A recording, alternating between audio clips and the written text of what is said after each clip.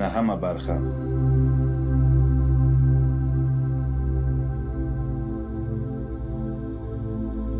له ستونزو یا مشکلاتو څخه زده کړه. مشران هیڅکله د ماتې یا ناکامۍ کلمه پر خوله نه راوړي او نه یې هم په اړه فکر کوي. که د دوی په ژوند کې کومه ترخه پیښه هم رامنځته کیږي، د ناکامۍ احساس نه کوي او دا ډول پیښې د ځان دپاره تجربه بولي. ایزان سوټ مارډن لیکي، هغو کسانو ته ماته یا ناکامي هیڅ معنا نه لري چې په ځان باور لري او موخې یا هدف ته د رسېدو لپاره هڅې کوي. دوی که هر څومره په ځمکه ووهل سي، بیا راپورته کیږي او د توپ په څیر بیرته خپل حالت غوره کوي.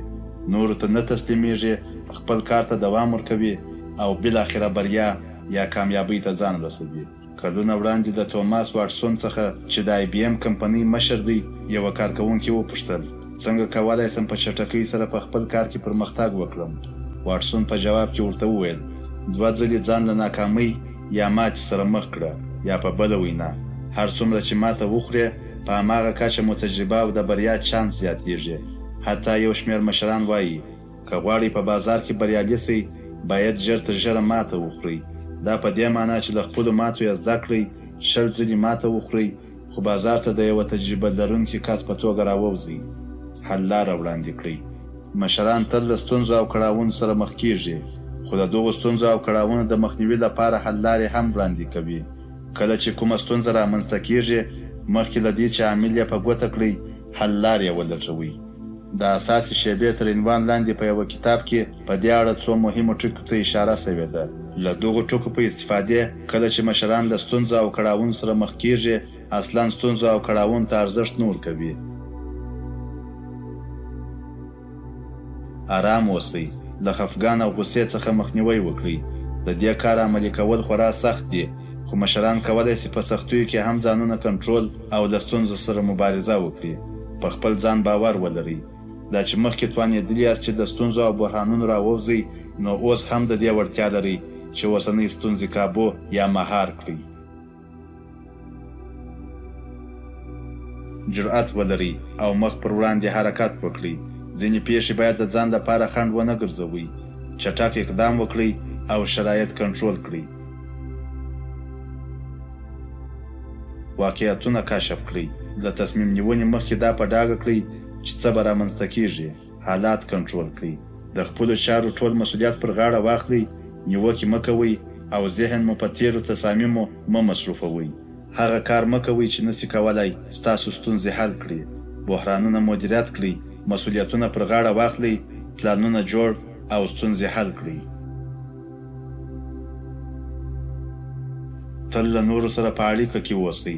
اړین اطلاعات ورسره شریک کړئ او شک مه کوئ، ځکه شک رامنځته سوی بحران لا غښتلی کوي. خنډونه وپېژنئ. که خنډونه ونه پېژنئ، د ستونزو حل به مو لا وغځېږي. له نوښتونو کار واخلئ او د حل لارې یې وړاندې کړئ. غبرګون وښیاست. موقعیتونه وارزوئ، واقعیتونه کشف او په عمل لاس پورې کړئ. کارونه اسانه کړئ. په کړکېچونو حالاتو کې ډېر کارونه دي چې باید سر ته یې ورسوئ. په همدې اساس د ستونزو پر اصلي برخه تمرکز وکړئ. هیڅکله مو خپل عزت او شرافت تر پوښتنې لاندې مه راولئ. مهمه نه ده چې له څه ډول ستونزو سره مخ کیږئ. مهمه دا ده چې خپل عزت مو وساتئ. په یاد ولرئ چې د ټولو خلکو تاسو ته پام دی، نو د نورو پر وړاندې خپل پت او عزت ته زیان مه اړوئ. ودرېږئ څو بریا ته ورسېږئ. مهمه نه ده چې د یوې ستونزې حلول څومره ستونزمن دي او څومره وخت به ونیسي. مهمه دا ده چې تسلیم نسئ. مشري او وړتیا. مشري په حالاتو پورې تړلې ده. ډېری مشران ځکه پرمختګ کوي چې دوی په یوه ځای پاته کیږي. داسې نه کوي چې خپله کمپنۍ له یوه ځایه بل ځای ته انتقال کړي. ډېری خلک کلونه خپل ژوند ته په متوسطو شرایطو کې دوام ورکوي.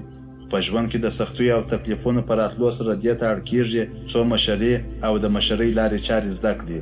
ما ډېری داسې خلک لیدلي چې په ځینو ځایونو کې پیاوړي مشران پاته سوي، خو په ځینو نورو کې د سختو ستونزو او کړاوونو سره مخ سوي. ځینې خلک په ښو شرایطو او ځینې نور په خرابو شرایطو کې کولی سي د پیاوړو او مخکښو مشرانو خصلتونه غوره کړي. عموما سوداګریز مشران په نورو برخو کې هم ښې وړتیاوې لري. کله چې یوه کمپنۍ له مالي ستونزو، ماتې او خطر سره مخ سي، پیاوړي مشران کولی سي کمپنۍ وژغوري. دا مشران ډېره تجربه لري او کولی سي د څو اونیو په تېرېدو سره کمپنۍ بیرته خپل عادي حالت ته راولي. کیدای سي د دوی هره هڅه هم پایله ونه لري، خو تر ډېره کولی سي یوه کمپنۍ وژغوري. لکه څنګه چې په سر کې مو وویل، مشري تر ډېره په حالاتو پورې تړلې، خو ستونزې او تکلیفونه هم هغه څه دي چې له ځینو خلکو پیاوړي مشران جوړوي. همدغه ستونزې دي چې موږ ته د یوه مشر پیاوړتیا رابخښي، ځکه مشران له ستونزو سره مبارزه کوي او د حل په موخه یې هلې ځلې کوي. هر کله چې له سختیو او ستونزو سره مخ سواست، دا سختیا او ستونزې د ځان لپاره بیلګې وګرځوئ او پر وړاندې یې مبارزه پیل کړئ. خلکو ته دا وښایاست چې تاسو د یوه مشر له ټولو ځانګړتیاوو او خصوصیاتو څخه برخمن یاست. هغه زړونه چې سختۍ او کړاوونه یې ګاللي وي، پیاوړي او مخکښ مشران زیږوي. نامتو لیکوال اپیکټس لیکي، حالات خلک نه جوړوي، بلکې د دې لامل ګرځي چې خلک خپلې وړتیاوې وښیي. واقعي مشران هغه دي چې په سختو او کړکېچنو حالاتو کې پر خپل ځای پاته او مبارزه وکړي.